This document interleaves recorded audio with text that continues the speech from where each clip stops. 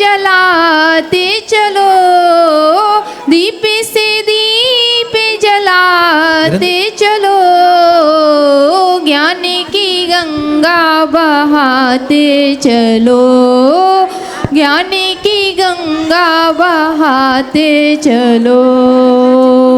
जन्म के प्यासे थे, जन्म जन्म के प्यासे, जिन्हें गम में पिला दिया, आपका शुक्रिया, आपका शुक्रिया, आपका शुक्रिया, आपका शुक्रिया।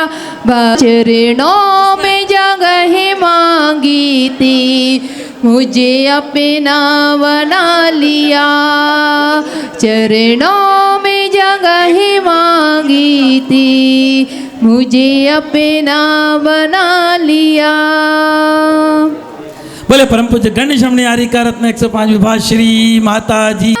दुखे मेट दो, मरणी दुखे मेट दो, जन्म दुखे मेट दो, मरणी दुखे मेट दो, जिनवाणी जग मैया, जन्म दुखे मेट दो, जिनवाणी जग मैया, जन्म दुखे मेट दो। जय बोले दौद संग मई जिनवाणी माता की जय। और अब मैं अनुरोध करता हूँ विनोद जी टोड़ी परिवार से, वे भी पधारेंगे और करके पधारे। जिनवाणी जग मैया, जन्म दुख मेट दो, जन्म दुख मेट दो, मरण दुख मेट दो, जिनवाणी जग मैया, जन्म दुख मेट दो। और लीजिए स्वागत और अभिनंदन। पधारे साहब, बहुत बहुत अभिनंदन।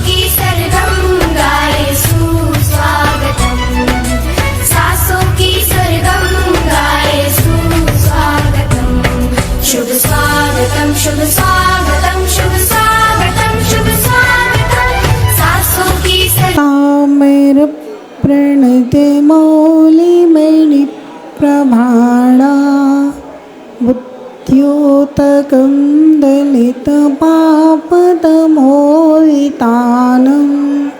सम्यक् प्रणम्य जिनपादयोगं योगादा, वालम्बनं जले पततां जनानां।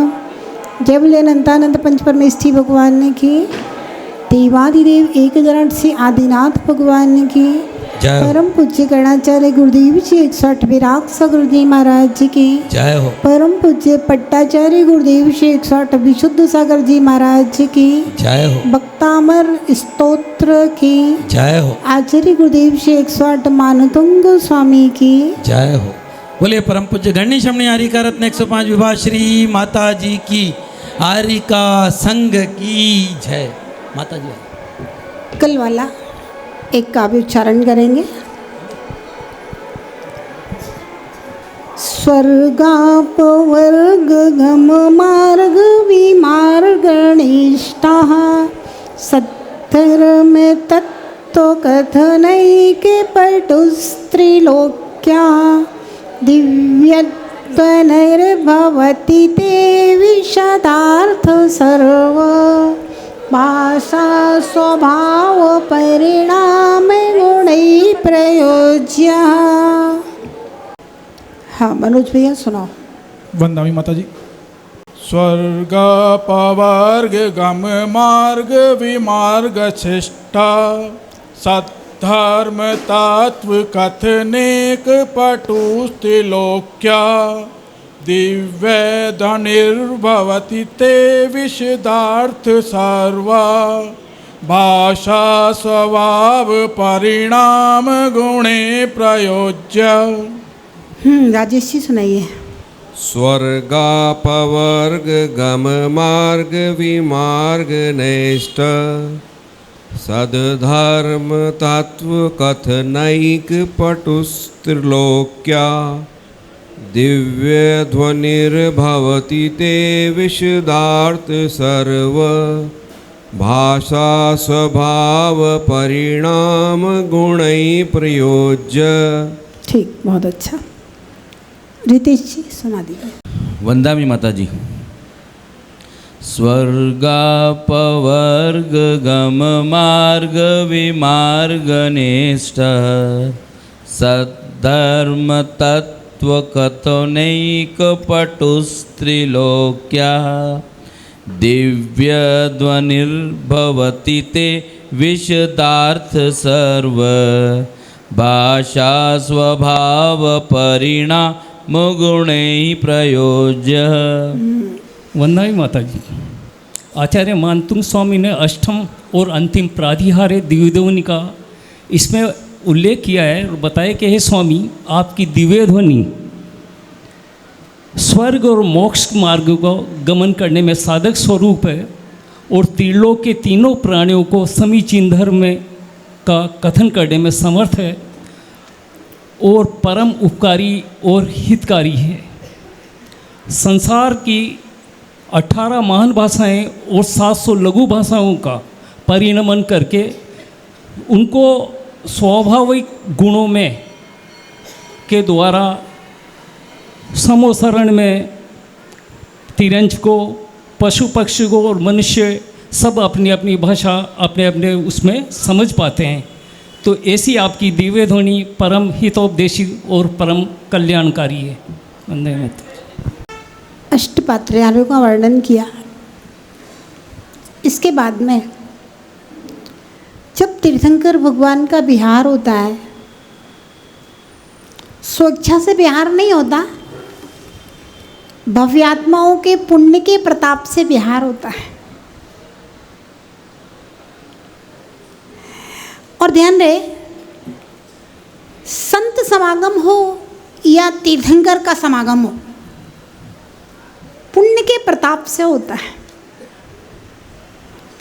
श्रावकों का, समाज का पुण्य उदय में आता है, संतों का आपके नगर की ओर विहार होता है और पुण्य उदय में आता है, प्रवास हो जाता है और पुण्य उदय में आता है, वर्षा योग संपन्न हो जाते हैं। बिना पुण्य के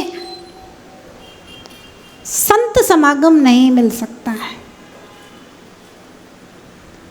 पुण्य के बिना पुण्य करने के साधन भी नहीं मिलेंगे। ध्यान से सुनना, पुण्य के बिना पुण्य करने के साधन भी नहीं मिलेंगे और पुण्य करने के साधन पुण्य से मिले हैं। अगर उस पुण्य को आपने यूज नहीं किया तो आगे पुण्य करने के साधन नहीं मिलेंगे। और अगर उन पुण्य करने के साधनों को आपने यूज कर लिया और पुण्य कर लिया तो आपको अभी जो साधन मिले हैं इससे और अच्छे अच्छे पुण्य के साधन मिलेंगे। अभी तीर्थंकर भगवान नहीं मिले, गुरु के वचन मिल रहे हैं। अगर आप गुरु के वचनों को यूज कर रहे हो, उपयोग कर रहे हो तो पुण्य बना रहे हो, तो अगले जन्म में तीर्थंकर भगवान के समोसरण मिलेगा, वहां पर दिव्य ध्वनि सुनने के लिए मिलेगी। पैसे से पैसा, पुण्य से पुण्य, जितना पुण्य है उस पुण्य में हम अपना कितना पुण्य बढ़ा सकते हैं। विनोद भैया, वो बुद्धिजीवी व्यक्ति है और कदाचित पाप का उदय हो तब भी आप अपना पुण्य बढ़ा सकते हो। पुण्यानुबंधी पुण्य, पुण्यानुबंधी पाप भी होता है। पाप कर्म का उदय है, साधु का समागम नहीं है, लेकिन वो टीवी में देख करके, मोबाइल में सुन करके क्लास पढ़ लेते हैं बहुत सारे लोग।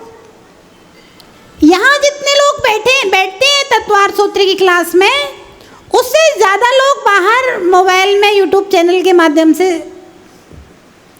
पढ़ रहे हैं तत्वार्थ सूत्र, तो उनका पुण्य का उदय नहीं है कि उनके नगर में उनके स्थान पर तत्वार्थ सूत्र की क्लास होए।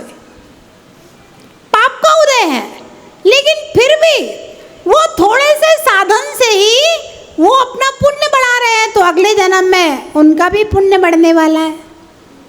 तो ध्यान रहे, पाप के उदय में भी हम पुण्य कर सकते हैं और पुण्य के उदय में भी पुण्य कर सकते हैं। बस पुण्य भावना हमारी होनी चाहिए, चाहे पाप का उदय हो या पुण्य का उदय हो, जीव पुण्य कर लेगा। पाप भावना हो तो पुण्य के उदय में भी पाप करेगा। होता है लोगों के पास पैसा बढ़ जाता है तो धर्म कर्म सब छोड़ देते हैं। संगति बड़ी खराब चीज है।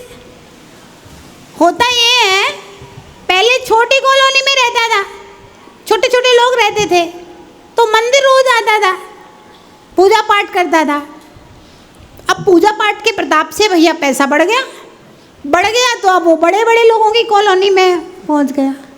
अब बड़े बड़े लोगों की कॉलोनी में पहुंच गया तो वहाँ के सिस्टम है, रात में 2 बजे तक बाजार में घूमना, गार्डनों में बैठना, फिर 3 बजे तक सोना, फिर 11 बजे तक सोते रहना। तो सारा उसका पुण्य बढ़ गया। तो पुण्य के उदय में पाप कर रहा है, और जो पापी हैं वे तो पापी हैं ही, पाप के उदय में पाप कर ही रहे हैं, कोई खास बात नहीं है। तो ध्यान रहे, जिसको पुण्य करना है वो पुण्य के उदय में भी पुण्य कर लेगा और पाप के उदय में भी पुण्य कर लेगा। पुण्य के साधन मिल गए, सारी अनुकूलताएं हैं, तो भाई पुण्य के उदय में पुण्य चल रहा है। और पुण्य के साधन नहीं मिले, सारी प्रतिकूलता है, लेकिन फिर भी उसकी भावनाओं में धर्म है, वो कहीं ना कहीं से जुगाड़ फिट करके आ जाता है। नहीं भी आता है तो अपने स्थान पर रह के ही भावना बाता रहता है, काम करता है, तो वह पाप के उदय में भी पुण्य कर रहा है। तो वो भी आत्माओं, क्या हमें करना है ये हमारे ऊपर निर्भर है, क्योंकि शरीर को कोई बंधन में डाल सकता है, वचनों को कोई बंधन में डाल सकता है, लेकिन आपके मन को कोई बंधन में नहीं डाल सकता। चंदन वाला को सेठानी ने बंधन में डाल दिया था, उसके बाल आधे कटवा दिए थे, मुड़वा दिए थे, जिससे ये कुरूप दिखे। लेकिन महावीर को आहार देने की भावना चंदन वाला की प्रबल थी, और वो भावना से जो पुण्य बढ़ा तो महावीर स्वयं चल करके चंदन वाला से पड़कते हैं, और वो कोदो के जो भात था, क्या था, उड़द की दाल के छिलके, तो वे सुस्वादु आहार के थाल में बदल जाते हैं। ऐसे ही तीर्थंकर भगवान तो रिद्धों के स्वामी होते हैं, उनके हाथ में तो जहर भी दो तो वो अमृत बन जाएगा, अमृत श्रावी रिद्धि के प्रभाव से, है ना। तो चंदन माला को बंधन में डाला जा सकता है, किसी व्यक्ति को बंधन में डाला जा सकता है, किसी काम पे लगाया जा सकता है, लेकिन उसकी मन की भावनाएं किसी के बंधन में नहीं। इसलिए पुण्य करने वाला पुण्य कर लेता है, और पाप करने वाले से कोई पुण्य करा सकता नहीं है। नहीं करना, नहीं करेगा। खूब पापा कहें, खूब मम्मी कहें, बच्चा नहीं सुनना है तो नहीं सुनेगा। चलिए, तो हम कह रहे थे भगवान का विहार पुण्य के प्रताप से होता है, और साधुओं का विहार भी श्रावकों के पुण्य के प्रताप से होता है। ये पुण्य आता कहाँ से? तो कुछ पुण्य तो पिछले जन्म का रहता है, और कुछ पुण्य हम भगवान की भक्ति से, गुरुजनों की सेवा से, अच्छी भावनाएं करने से उपार्जन करते हैं। वह पुण्य उदय में आता है तो सारा काम बनता है। पढ़ते हैं हम लोग 33 नंबर का काव्य, 36 नंबर। उन्निद्र हेम नव पंकज पुंज कांति, उन्निद्र हेम नव पंकज पुंज कांति,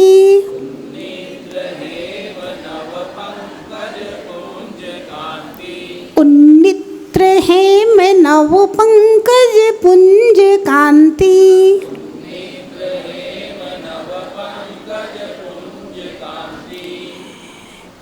पर्युल्लसन, पर्युल्लसन। इस शब्द को जरा अच्छे से उच्चारण करने ना, अक्सर इस शब्द को लोग गलत ही उच्चारण करते हैं। परयुल, परयुल, रा के उच्चारण का ध्यान रखना। ऊपर वाला रा जिस अक्षर के ऊपर चढ़ा हुआ है उसके पहले बोलना है। परयुल, परयुल लसन, नख, नख मयूख, शिखाभिरामौ, शिखाभिरामौ। पर्युल्लसन नख, पर्युल्लसन नख, पर्युल्लसन नख, पर्युल्लसन नख, पर्युल्लसन नख मयूख, शिखाभिरामौ। पर्युल्लसन नख मयूख शिखाभिरामौ।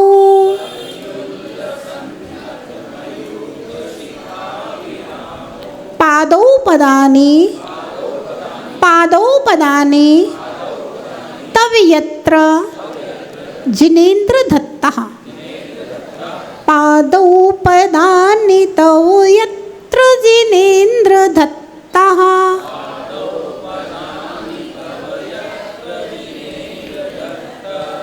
पद्मानि तत्र विबुधा परिकल्पयन्ति, पद्मानि तत्र विबुधा परिकल्पयन्ति।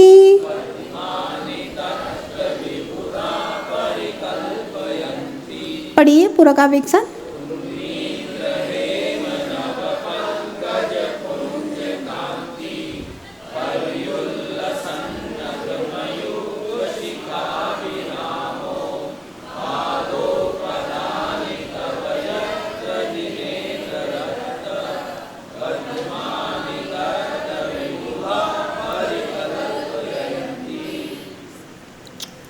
निद्रा, जिनकी निद्रा टूट चुकी है, निद्रा से उठे हुए अर्थात खिले हुए, हेम सुवर्णमयी, नव यानी कि नवीन नवीन, पंकज कमल, पुंज यानी समूह, कांति उनकी कांति वाले।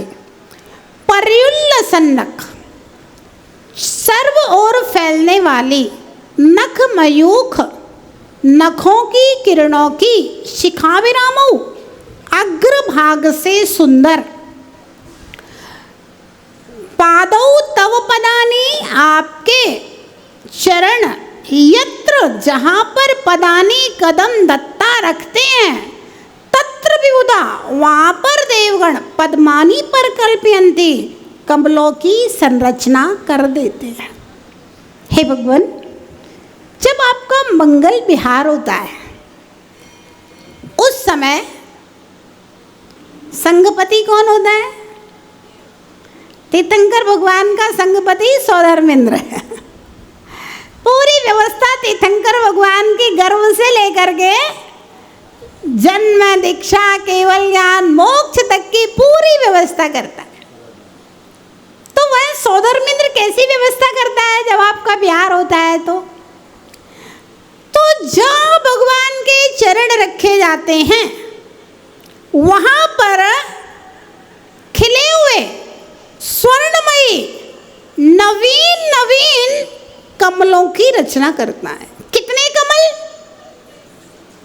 225 कमल एक बार में, 15-15 कमलों की 15 लाइनें, और उनमें बीचों बीच में भगवान के चरण, 7 लाइन इधर, 7 आगे, 7 पीछे, ऐसे चारों तरफ हर कदम पर 225 नवीन नवीन कमलों की रचना सौधर्मेंद्र के द्वारा की जाती। अब कोई कहे भैया क्या जरूरत है? भाई भक्ति है। क्या जरूरत है इन सब चीजों की? वैसे भी भगवान को, अच्छा भगवान उन कमलों पे पैर भी नहीं रख रहे, भगवान तो 4 अंगुल ऊपर है, लेकिन भक्ति है, उसकी सामर्थ्य है, वो कमलों की रचना कर रहा है।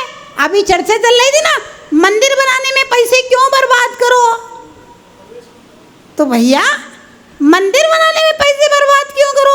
आप थोड़ा सा कह देते शादी करने में क्यों पैसे बर्बाद करते हो? हैं?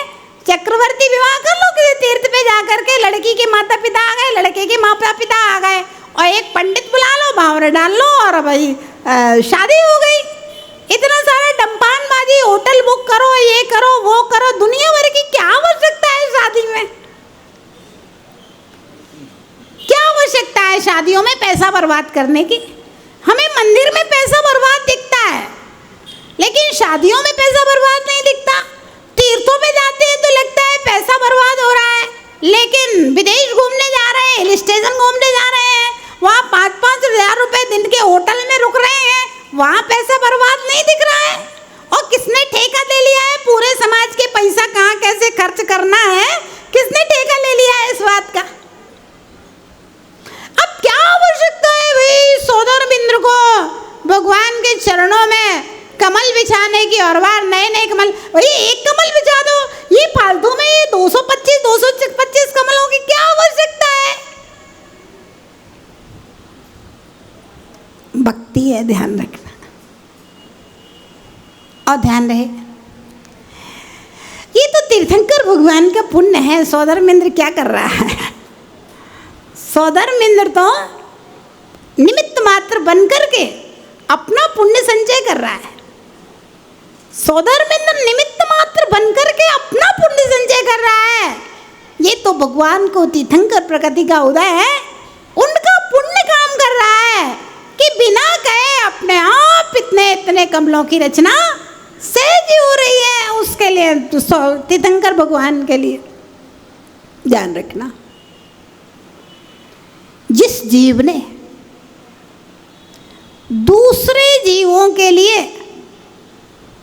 उनके राह में फूल बिछाए हैं, उस जीव के रास्ते में फूल मिलते हैं, और जो दूसरों के रास्ते में कांटा बिछाएगा, वो जब चलेगा तो पता चलेगा कि कांटा चुभ गया, पैर में से खून निकल रहा है, दर्द हो रहा है, उसको निकालो कांटे को। तो जब हम दूसरे के रास्तों में कांटे बिछाते हैं, जब हम दूसरों का बुरा सोचते हैं, तब हमारे लिए कांटे हमारे रास्ते में अपने आप मेरा कर्म पैदा कर देता है। और जब हम दूसरों का अच्छा सोचते हैं, जब हम दूसरों के रास्तों में फूल बिछाते हैं, सबका भला सोचते हैं, सबका कल्याण हो, सबका भला हो, सब सुखी रहें, तो फिर हमारे रास्ते में अपने आप फूल गिर जाएंगे। कोई को डालने की जरूरत नहीं है, डालने वाला आ जाएगा। तो भव्य आत्माओं, वह तीर्थंकर बनने वाली आत्मा जिसने तीनों लोक के प्राणियों के प्रति भावना करी थी कि हे भगवान मेरे अंदर ऐसी क्षमता पैदा हो जाए कि मैं सब जीवों को मोक्ष मार्ग में लगा दूं, सारे जीव कल्याण मार्ग में लग जाएं, ऐसी भावना जिस व्यक्ति ने की थी, वह जब चलता है तो देवतागण उसके रास्ते में आकर के फूल बिछाते हैं। भव्य आत्माओं, हर आदमी चाहता है मेरा मार्ग निष्कंटक हो, कांटों से रहित हो, मेरे रास्ते में फूल मिले, मतलब हर समय मुझे अनुकूल लोग मिले। लेकिन जब तक हम दूसरों की अनुकूलता की मंगल कामना नहीं करेंगे, दूसरे के लिए हम सहयोगी नहीं बनेंगे, तब तक हमें सहयोगी की कोई अपेक्षा नहीं करना चाहिए।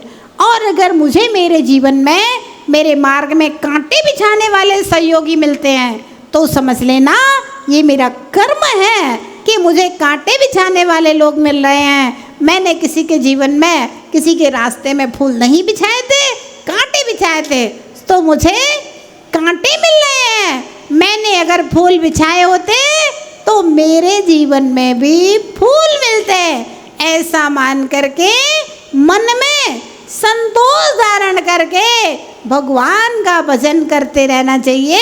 इससे हमारे कांटे दूर होंगे, कट जाएंगे। नहीं तो कांटे बिछाने वाले से लड़ने लगेंगे तो वो तुम्हारे मार्ग में कांटे बिछाएगा, तुम उसके मार्ग में कांटे बिछाओगे और दोनों कांटों में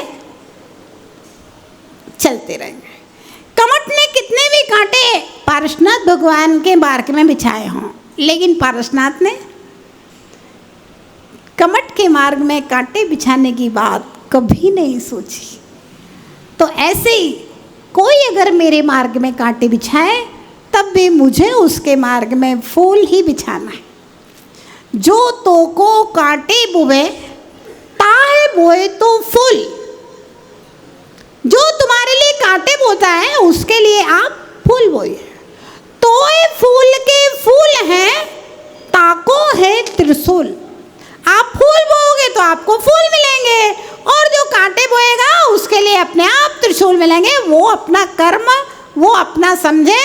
मुझे हमेशा सबके लिए सबके प्रति अच्छा ही करना है और अच्छाई से अच्छाई की वृद्धि होगी और बुराई से बुराई की वृद्धि। एक नगर सेठ था, व्यापार के लिए बाहर जा रहा था। पत्नी ने समझाया, स्वामी घर में इतनी संपत्ति है, क्या ज़रूरत है आपको बाहर जाने की। बोला नहीं, ये पिता की संपत्ति है, कुछ मेरी कमाई भी है, लेकिन फिर भी इंसान को पुरुषार्थ नहीं छोड़ना चाहिए, मैं जाऊंगा। जाने लगा, पत्नी ने विदाई दी। जाते समय वह घर के आंगन से एक गुलाब का फूल तोड़ के लाई और कहा, स्वामी ये फूल आपको समर्पित है। ये फूल मुरझाएगा नहीं जब तक मेरा शील, जब तक मेरा ब्रह्म व्रत सुरक्षित है तब तक यह फूल आपके पास ऐसे ही महकता रहेगा, आप इसको संभाल करके रखिए। सेठ ने विदाई ली। उसी समय सम्राट का सवारी उसी रास्ते से निकली और सम्राट की नज़र उस स्त्री के ऊपर पड़ गई और सम्राट के मन में वह बस गई। अब सम्राट बहुत परेशान रहने लगा। मंत्री ने कहा, महाराज बात क्या है, काम वाम कुछ भी आपका राजकार्य में मन नहीं लग रहा है, उदास दिख रहे हो। सम्राट ने मंत्री को अपने मन की बात बताई। मंत्री ने कहा, सम्राट वो स्त्री सती स्त्री है, शीलवती स्त्री है, आप उसे पाने की आकांक्षा छोड़ दीजिए। अग्नि में हाथ लगाओगे तो हाथ जल जाएगा, हाथ में कुछ भी नहीं आएगा। सम्राट सर्प के मुंह में हाथ डालोगे कोई फायदा नहीं है, जहर ही चढ़ेगा। आप उसे पाने की आकांक्षा छोड़ दीजिए, क्योंकि वह स्त्री तो घर के बाहर ही नहीं निकलती है, वह अपने पति के अलावा किसी परपुरुष से वार्तालाप ही नहीं करती है, वह आपको मिलेगी ही नहीं। और सती स्त्री है और सती का तेज आपको मालूम है। रावण ने सीता के प्रति कुदृष्टि डाली थी तो रावण का क्या हुआ था। सम्राट ने कहा, मंत्री आप जितने चाहे उपदेश दो, मेरे ऊपर आपके उपदेश का कोई असर नहीं। आप तो जैसे भी हो उस स्त्री को मेरे पास लेकर के आओ। मंत्री ने कहा, ये सब संभव नहीं है और आज सम्राट आपके व्यवहार की, आपके स्वभाव की, आपके शील व्रत की, इतने पूरे राज्य में आपका इतना बड़ा नाम है, इतनी बड़ी प्रतिष्ठा है, सब डूब जाएगी और कुछ नहीं होगा। सम्राट ने कहा, अच्छा एक काम करो, एक बार मुझे उसको दिखा दो, मैं देख के संतोष कर लूँगा। मंत्री ने कहा, सम्राट वो स्त्री या तो अपने पति के साथ बैठती है या फिर कोई साधु पुरुष हो जो निर्विकार हो, उसको अपना दर्शन देती है, उसके दर्शन करती है।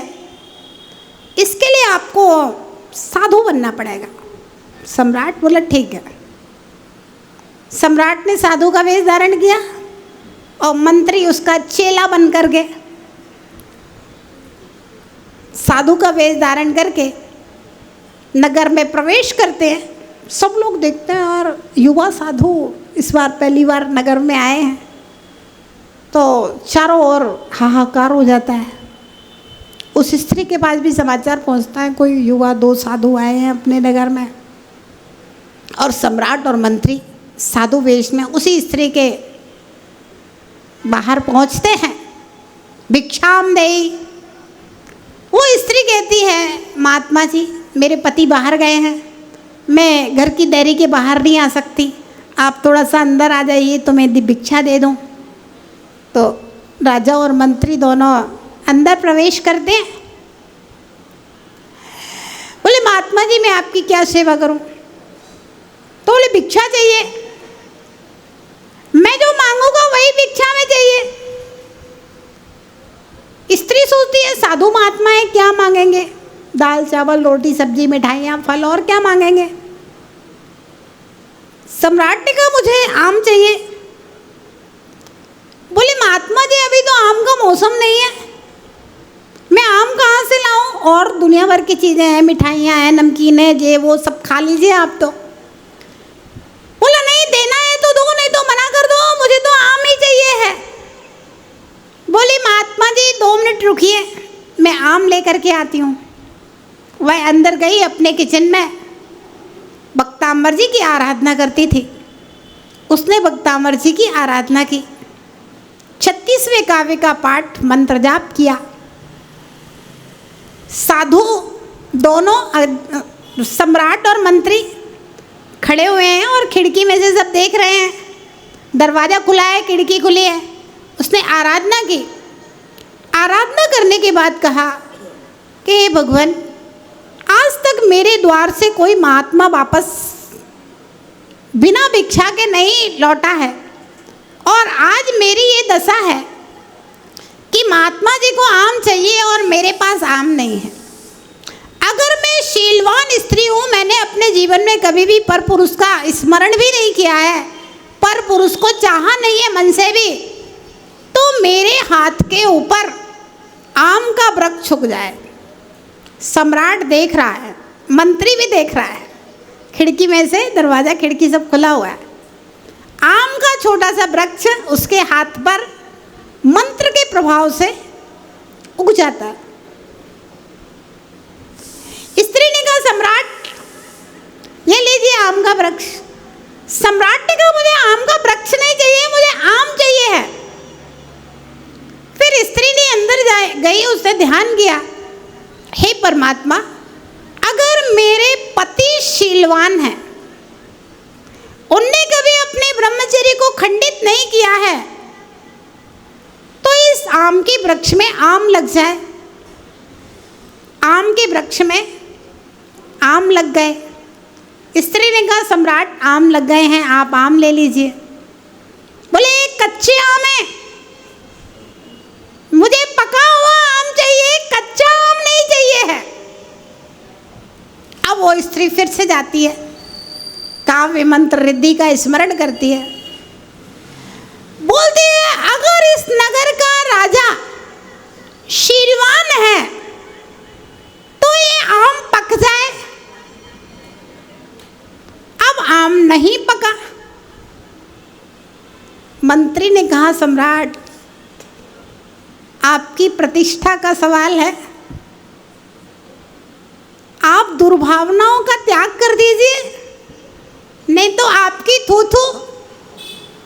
स्त्री शीलवान है, पक्का है, क्योंकि वृक्ष उग गया। उसका पति शीलवान है, ये भी पक्का है, उस वृक्ष में आम लग गया। अब आपके शील की परीक्षा है, आम नहीं पका, इसका मतलब ये सम्राट दुराचारी है। अब आपकी प्रतिष्ठा का सवाल है, दुर्भावनाओं को त्याग कर दीजिए। सम्राट ने कहा मंत्री ये सती स्त्री मेरे लिए माता के समान है, देवी के समान पूज्य है, और मैं इसके प्रति दुर्भाव को त्यागता हूँ। मंत्री ने कहा देवी आपने वृक्ष से सिर्फ एक बार कहा है, एक बार फिर से प्रयास कर लीजिए। उसने कहा फिर से अगर इस नगर का सम्राट शीलवान है, उसने कभी भी दुर्भाव नहीं रखा है, तो आम पक जाए। आम पक गया और सम्राट को उसने आम दे दिया। सम्राट आम लेकर के अपने राजमहल में आ गया और बहुत पश्चाताप से भर गया, क्योंकि जब कोई बड़ा व्यक्ति दुर्भाव से ग्रसित हो और वह जब शीलवान लोगों को देखता है तो उसके मन में आत्मग्लानि के भाव से भर गया। सम्राट को समझ में आ गया कि शील का कितना प्रभाव होता है, धर्म का कितना प्रभाव होता है। तो वो भी आत्माओं पुष्प जो होता है ना, वह कुशील को नाश करने वाला होता है। तो ये पुष्पों से भगवान की आराधना, पुष्पों को तीर्थंकर भगवान के चरणों में बिछाना, भक्ति करना, ये सब हमें शीलवान बनाने वाला है, शील की रक्षा करने वाला है। शील के बहुत चमत्कार होते हैं संसार में। तो इस प्रकार से देवतागण भगवान के श्री चरणों में जब मंगल विहार होता है तो नए नए खिले हुए हर कदम पर 225 पुष्पों की रचना करते हैं, कमलों की रचना करते हैं। इस प्रकार से हमारा कर्तव्य है कि हम दूसरों के रास्ते में कांटे ना बोएं, हम किसी के लिए कांटे ना बने, हम सबके जीवन में मंगल की कामना करें, सबके लिए फूल बोएं। और जब हम दूसरों के लिए फूल बोएंगे, सबके मंगल की कामना करेंगे, तो हमारा मंगल अपने आप ही होगा और हमारे रास्ते में हमें फूल ही फूल, अनुकूल ही अनुकूल सब कुछ मिलेगा।